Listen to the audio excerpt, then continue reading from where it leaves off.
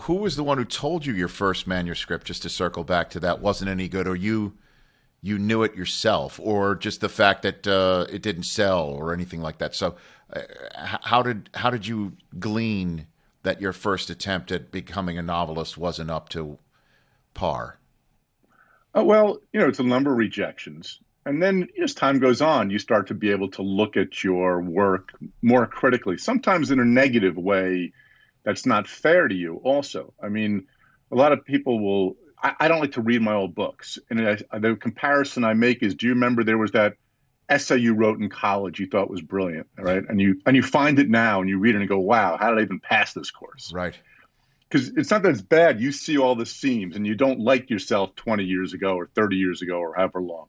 It's the same thing with books. When I'm doing these Netflix adaptations, I was recently reading one that was almost 20 years old. And I'm like, wow, this kind of sucks. And then, oh, okay, it's all right. It's got a certain energy, but you're very hard on your old stuff. I think that's just, again, part of the process that makes you right. Did you ever get the rejection and think that you're on the wrong path? Did that ever happen to you?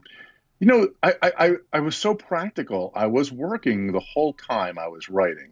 So I never dreamt that I would make a living at it. I really didn't. I hoped to be a guy who had a book in a store and could say I was a published novelist while working full time for whatever else I was going to do. I was very practical about the whole thing. I did not, and I don't recommend it, by the way. I don't recommend those who want to write that are listening to us right now, quit your job. Most writers that I know, most successful writers, were working at the time that their first novel or two or even three were published. If it takes you 12 months to write a novel, if you have all the time in the world, it shouldn't take you more than 13 or 14 months if you're still working full time. It's the goldfish bowl effect of writing. So I was more practical about it, I think, than a dreamer, which is kind of unusual for me, but it worked.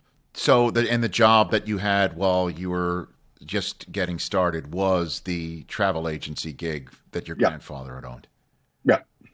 From Wow. 84 when I graduated college until 1992. That's what I did, 8 years.